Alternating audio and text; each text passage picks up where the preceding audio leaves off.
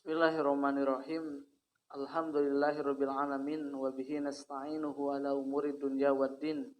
Wassalatu wassalamu ala asyrafil anbiya'i wal mursalin.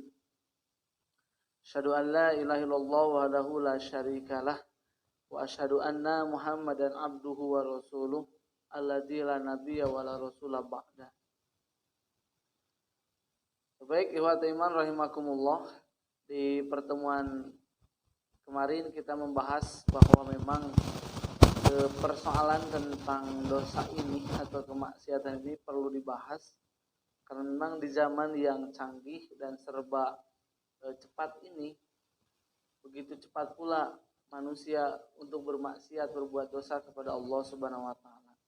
Dari mulai yang ada di tangannya berupa gadget atau HP, kita bisa menyaksikan bagaimana banyaknya fitnah-fitnah yang terjadi di dunia maya serta banyaknya aurat-aurat yang terbuka yang diperlihatkan oleh kaum hawa. Nah, di pertemuan sekarang kita akan membahas ada banyak sebenarnya efek atau asar daripada dosa ini. Seperti dijelaskan oleh Imam Ibnu Qayyim al-Jauziyah dalam kitabnya Ad-Da' wad Dawa. Beliau menjelaskan banyak sekali pengaruh yang jelek dari perbuatan maksiat atau dosa ini, yang efeknya nanti akan terasa di hati dan juga badan, di dunia juga di akhir. Yang pertama, insya Allah di pertemuan kali ini kita akan membahas dua saja. Kata Imam Ibnu Qayyim, yang pertama hirmanul ilmi. Ketika seseorang sering melakukan dosa atau maksiat, dia akan hirmanul ilmi, terhalangnya ilmu. Nah, di mana ilmu ini adalah khusus datangnya dari Allah Subhanahu wa taala. Sebagaimana dalam surat Toha ayat 115 Allah menjelaskan perintah kepada Nabi Muhammad, Rabbi zidni ilma. Ya Allah atau ya Tuhanku, tambahkanlah aku ilmu. Berarti ilmu ini datangnya hanya dari Allah Subhanahu wa taala.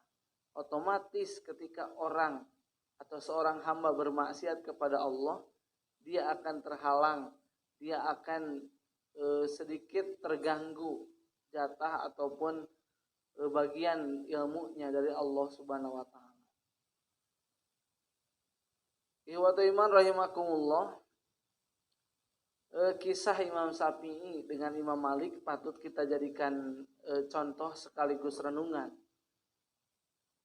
Ketika Imam Malik merasa takjub dengan bacaan Imam Syafi'i, kemudian kecerdasan Imam Syafi'i dan juga sempurnanya pemahaman dari Imam Syafi'i, maka Imam Malik mengatakan, inni arallah, aku melihat Allah, qad alqa ala qalbika nuron, telah memberikan kepada hatimu nuron, sebuah cahaya.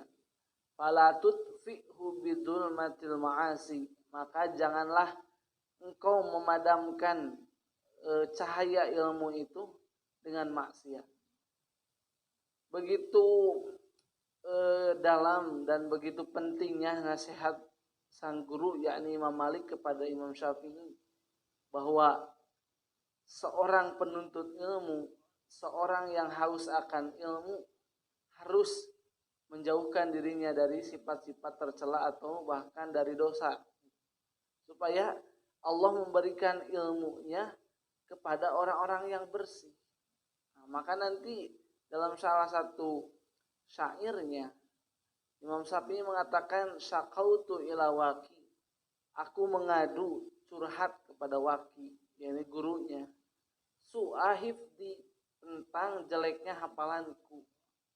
Fa'arsyadani, kemudian dia memberikan petunjuk atau memberikan arahannya, ila tarki ma'asi, arahannya kepadaku untuk meninggalkan maksiat-maksiat.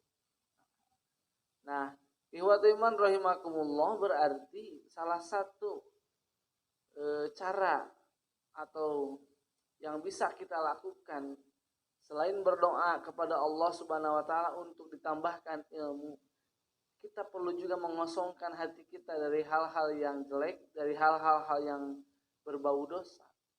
Karena nanti ibaratnya air bertemu ketika disediakan ember yang terbalik, dia bukannya terisi malah mental keluar lagi. Begitupun dengan ilmu, kita harus siapkan hati kita bersih dari hal-hal yang sifatnya dosa, maka ilmu itu akan senantiasa dalam diri kita. Bagi orang-orang yang hatinya bersih. Waqala, kemudian Imam Waqi melanjutkan, i'lam, ketahuilah, bi annal ilma fadlun, sesungguhnya ilmu adalah fadlun, keutamaan. Salah satu nikmat dari Allah adalah ilmu. Wa fadlullah, dan keutamaan Allah ini yakni ilmu, la yu'tihi atau la yu'tahu asin, dia tidak akan diberikan kepada orang yang berbuat dosa. Maka ikhwatu iman rahimakumullah, sangat penting untuk kita perhatikan, sangat penting untuk kita jadikan pedoman bahwa kalau kita dalam mencari ilmu bukan hanya aspek dari segi materi, menyiapkan buku, menyiapkan biaya untuk pendidikan, tapi yang paling penting adalah siapkan mental, siapkan hati kita untuk menerima cahaya atau keutamaan dari Allah Subhanahu wa taala. Yang kedua, kata Imam Ibnu Qayyim adalah ketika seseorang sering melakukan dosa adalah hirmanur rizki. Dia akan terhalang rezekinya atau tersendat rezekinya. Kita perhatikan banyak orang yang ingin diberikan rezeki, ingin diberikan keleluasaan dalam hal kekayaan contohnya. Tapi dia sering melakukan dosa kepada Allah Subhanahu wa taala. Dalam Musnad Ahmad diriwayatkan, innal abda, sesungguhnya seorang hamba, la yuhramur rizqa, akan diharamkan rizki bidzanbi, atau akan terhalang rizkinya bidzanbi, dengan dosa, yusibuhu, yang dia lakukan. Maka ikhwatu iman rahimakumullah, seseorang yang tersendat rezekinya, biasanya di hadis disebutkan kalau ingin rezekinya banyak maka laksanakanlah sholat duha.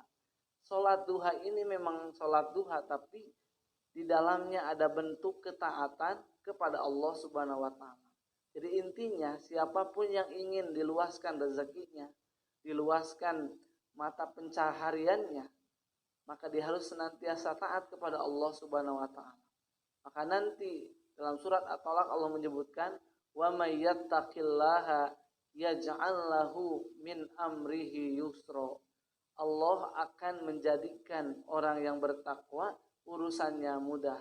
Wa yarzuqhu min haitsu la yahtasib, dan Allah akan memberikan rezeki yang berlimpah, berlipat ganda, min haitsu la yahtasib, dari arah yang tidak dia duga. Ikhwatu iman rahimakumullah, dimanapun Anda berada, ketika kedua ini saja digabungkan, maka alangkah sangat ruginya. Dia harta tidak punya, ilmu juga tidak punya. Jangankan keduanya, satu saja dia tidak ada, dia akan merasa tersiksa, sengsara. Dia banyak harta tapi dia tidak punya ilmu, dia akan ditipu oleh orang lain. Dia punya ilmu tapi tidak ada harta juga sama. Karena perhiasan dunia diantaranya adalah memiliki kekayaan atau harta.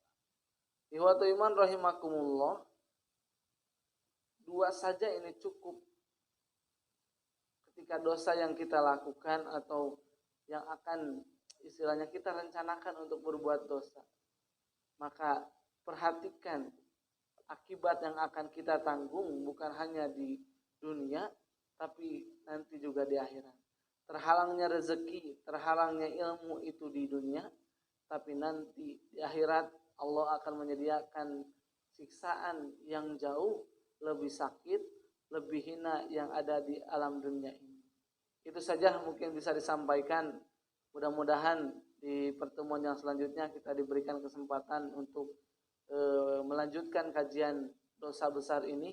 Insya Allah di minggu yang akan datang kita akan memasuki dosa pertama, yakni dosa syirik kepada Allah Subhanahu wa taala, di mana ini adalah dosa paling besar, dosa yang tidak akan diampuni oleh Allah Subhanahu wa taala.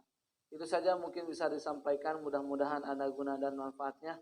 Mudah-mudahan kita dijauhkan oleh Allah Subhanahu wa taala dari perbuatan yang hina, dari perbuatan dosa yang bisa menjauhkan kita, yang bisa membuat curang di antara kita dengan Allah Subhanahu wa taala. Aqulu qouli hadza wa astaghfirullah li wa lakum. Rabbana hab lana min azwajina wa dzurriyyatina qurrata a'yun waj'alna lil muttaqina imama.